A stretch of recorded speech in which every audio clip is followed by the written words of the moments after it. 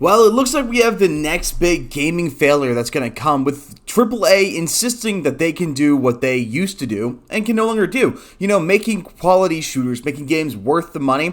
Well, this time we have what looks to be the upcoming game Marathon, which is going to be an extraction shooter that costs approximately $30 to $40 to play in a market so heavily oversaturated with shooters already, and most of them are free, with the paid shooter market heavily locked down. The biggest problem is, aside from the market being oversaturated, there's really no reason to pay money to play any of these games when you could get the games for free. Why would I go and play Marathon when I can play Apex Legends or Marvel Rivals? Why bother playing Marathon at all with so many other competitors? And yeah, sure, some of those competitors are old, getting kind of stale, or really stale with some of them, but they're still out there and there's no reason to stick with Marathon when those exist.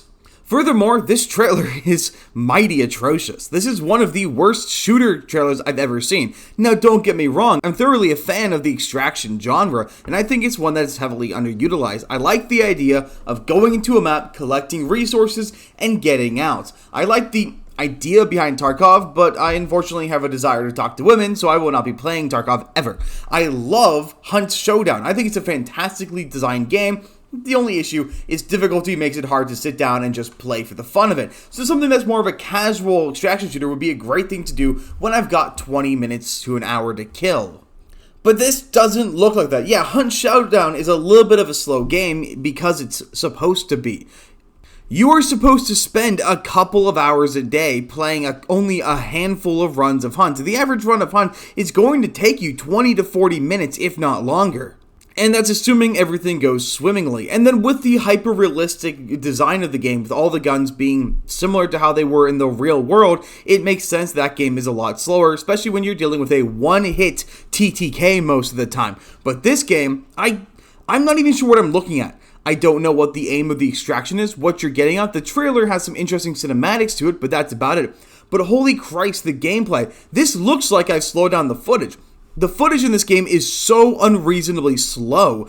I don't understand what they're going for. A slow game that's highly stylized doesn't really seem like something that's going to catch the market. Even if this game was free, the way it looks, it doesn't seem like the kind of thing a lot of people are going to bother playing.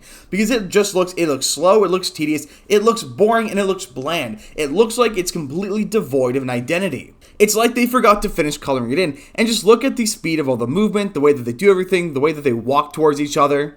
At best, they've got flashy abilities and occasional camera blur to show that you're sprinting or sliding. I don't really see anything else here that shows that this game is going to be particularly fun or unique to play. And like I said, those are all problems if the game was just free, but it's not. Now, before going further, like, subscribe, and let's get into this. Now, coming from Smash JT is Marathon the next Concord. Yet another Sony-owned studio, Bungie, bets big on paid multiplayer-only shooter in a free-to-play world, but will it work this time? Well, I can already tell you what the answer is going to be. It's an astounding no. When Bungie revealed the first full gameplay for Marathon, its upcoming sci-fi extraction shooter, many gamers had one huge burning question: is it free to play? And the answer is now a definitive nope. As Marathon responded to an account titled Wario64, explaining that it will be a priced title.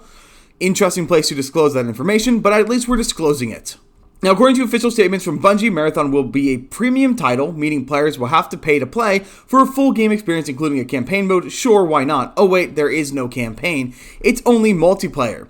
What's really bizarre is they're going in heavily on cinematics on a paid experience, but they're not giving us any actual story. It was an 8-minute cinematic for Marathon. I'm not going to watch it, but it's 8 minutes long, when you could have put some of that into the game as, say, a mission. I don't understand this absolute refusal to put single-player missions into these online games anymore. Guess what? People love campaigns for shooters. People really like a lot of the older Call of Duty campaigns. People love the Halo campaigns. Halo lived and died not by its competitive market, but by the strength of its story. And sure, the competitive market didn't hurt it. In fact, it definitely helped, but it didn't need it when it had such a strong, potent story and music. And what does Marathon have? Designs that look like they were half-baked and aren't finished? A slow-looking style? Some interesting camera flickers? That's not enough to sell a game. When all they had to do was add maybe a couple of missions, and you know what? If you added enough missions and made them high enough quality, people would buy your game. People would go out and buy a game for a good story that also had multiplayer to boot. That's one of the things I love when games do. Look at Space Marines 2, which has a full 40-hour-long campaign and also has PvP that people still play. Let's also not forget that the story plays a very important role when it comes to these shooters. The story takes the place of the tutorial. You don't have to put in a tutorial mission and waste people in a boring setting when you can instead have them do the tutorial by just playing the story, getting engrossed in the world and getting engrossed in the story, and that's going to keep them coming back for more in the future. They're going to keep coming back to the game because they like the story. 10 years down the line, somebody might come back to Marathon to play through the story. I've played through Halo's Combat Evolved story a dozen times because it's a legitimately fun game to play through.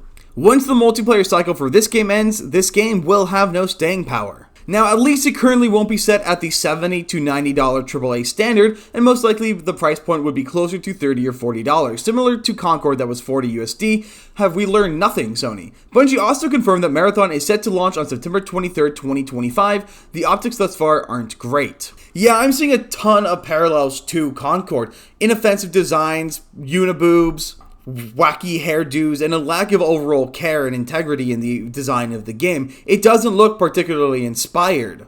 And then, of course, being pushed by Sony, the only thing we haven't gotten just yet is the inclusion or reference to divisive extreme gender politics. And I'm still not going to hold my breath. I'm sure they're going to come. Now, Smash continues, I genuinely feel like these types of games never stand a real chance, at least not long term, because they're missing what many of us actually want, a solid single-player campaign. While I can't speak for everyone, there's something to be said for a game to chill and play through a campaign and get familiar with the world before diving into the multiplayer side of things.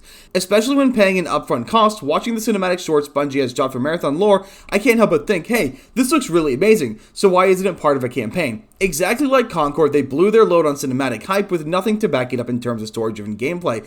Please someone tell me, why is Sony so afraid to build actual campaigns if they're charging money up front? If I had to guess, it would be greed, grabbing at that mystical Fortnite golden goose. This isn't really grabbing that Fortnite golden goose though, because they're demanding a premium price. Fortnite, it lived and died by its free-to-play model, and then Fortnite's not really Fortnite either anymore. Fortnite has completely abandoned its identity because it found out what worked best is just to become an IP hub. That's all Fortnite is now. It has nothing to do with what it used to be.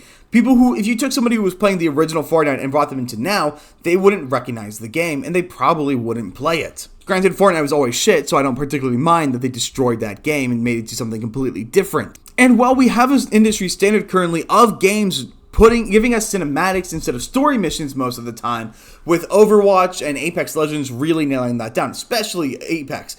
Apex used to have the top example of what a game cinematic should look like. Their cinematics were truly phenomenal back in the day.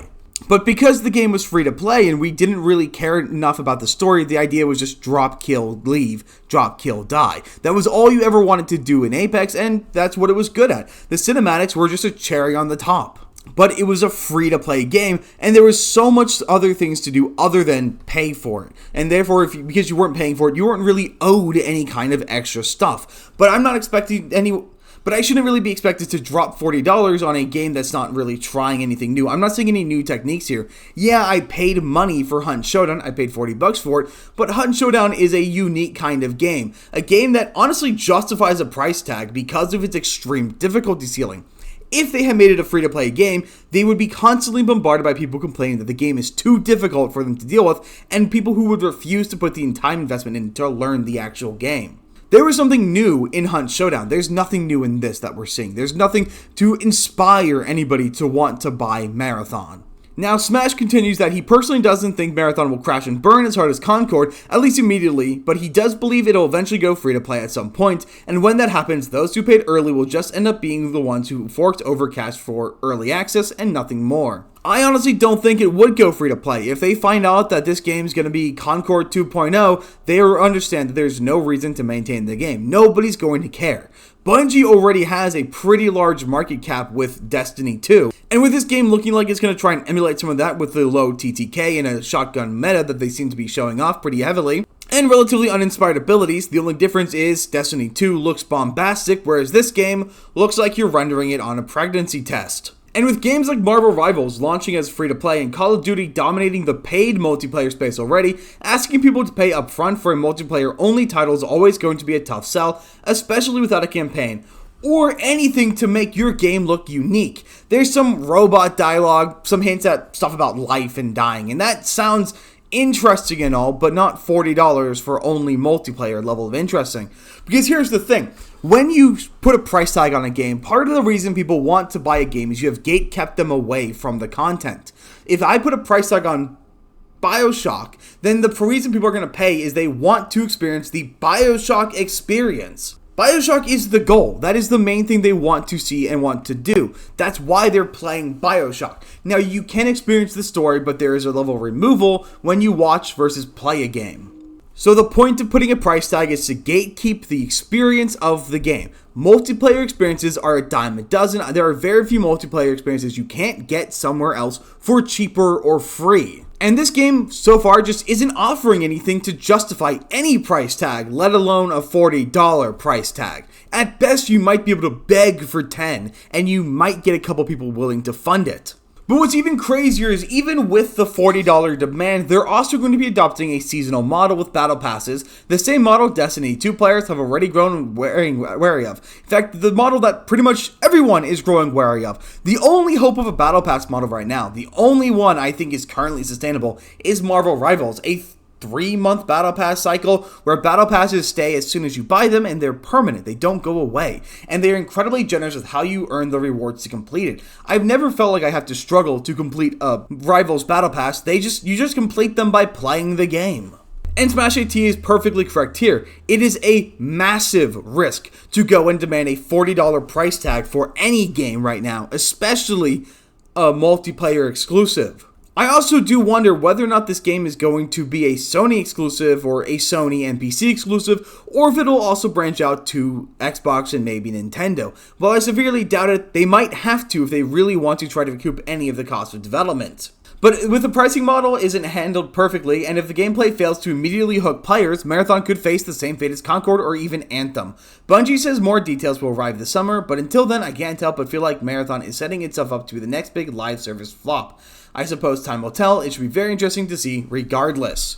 Now, I will offer one counter, one devil's advocate, just a little bit one that would hopefully make Sony a bit better off in this situation, and it's if the production budget for this game is infinitesimally small. If this game is at the funded price of a single or double A game, then they'll be fine. Because don't get me wrong, this game looks cheap as fuck. This game looks worse than Schedule 1. If you told me that this game was made by a guy in his basement, I would believe you. This game doesn't look like it has the funding of Sony behind it. And that's not a problem. The problem here is charging $40 from a AAA studio. That's the issue. If this was an indie game requesting $40 for its revolutionarily new extraction shooter, something that's offering something brand new, or this guy's long-term heartfelt passion project, then you could justify a $40 price tag maybe and justify it looking like this. But it looks bland, it looks uninspired from a corporate level. If I were to understand that this was a single A, an indie game, then I would have no problem with it. But the fact that this looks like it's probably going to have a similar budget to that of Concord, with their extreme focus on cinematics, with their extreme focus on Bungie and Sony spending. Now, I doubt it's going to cost $400 million production like Concord did, because part of the Concord price was remaking the game from ground up and also buying out the original studio. But I'm going to guess this game will probably still have a ridiculous budget in the hundreds of millions of dollars. And that's something you just can't justify spending on a game that looks this bland and uninspired in this current market. But that's pretty much all I've got. Let me know, do you guys think that this game is going to be Concord 2.0, or do you think there's a chance that this might actually make it past somehow? But thanks for watching, and I will see you guys on the next one.